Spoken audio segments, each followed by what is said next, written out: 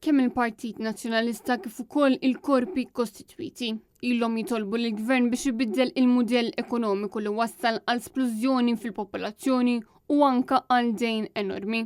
Però kemm Roberta Bela kif ukoll Tlaid Caruana baqgħu jinjoraw dawn il-proposti. Kien dan il-messaġġ li waslu s-Segretarju Ġenerali tal-Partit Nazzjonalista Michael Piccinino u x-Shadow Minister Jerome Caruana Cilja waqt konferenza tal-aħbarijiet li saret fid-Dar Ċentrali tal-Partit Nazzjonalista.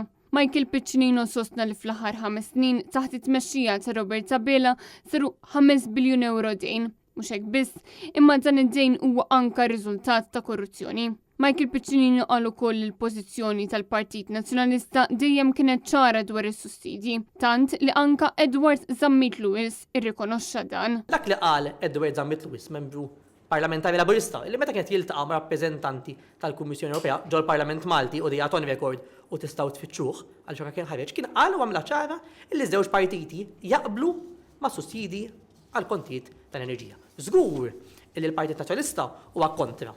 Il-flus u l-miljoni li dal-gvern jgħaddi li min huwa korrottu qed jisraqna u min jagħti allura kompliċi mal-gvern fi frodi u s-serq u dawk id-berbi kbar ta' miljuni li għaddu għand il-ħbib tal-ħbib. Jerome Caruana Cilja min-naħa tiegħu sostna li l-Partit Nazzjonalista ilu snin jitkellem dwar il-politika tal-gvern ibbażata fuq splużjoni fil-popolazzjoni u mudell ekonomiku bbażat fuq il-kwantità u mhux il-kwalità. Fuq dan tkellmu wkoll il-korpi kostitwiti kif ukoll numru ta' ekonomisti, però xorta il-gvern baqa' għaddej kif kien u ma ħoloq ebda niċed ġodda. Caruana Cilja insista li jista' Tlaid Caruana għandu jimxi mill-paroli għal fatti u jilqa' l-proposti tal-Partit Nazzjonalista fosthom dwar l-immigrazzjoni u l-popolazzjoni.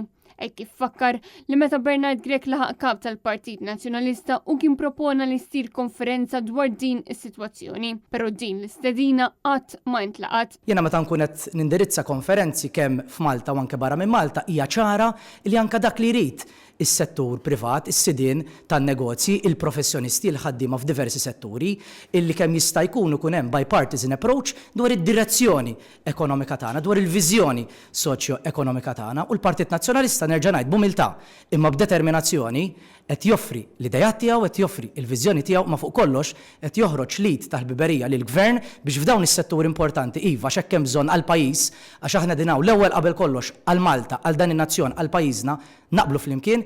Marija Borġ, Alnet News.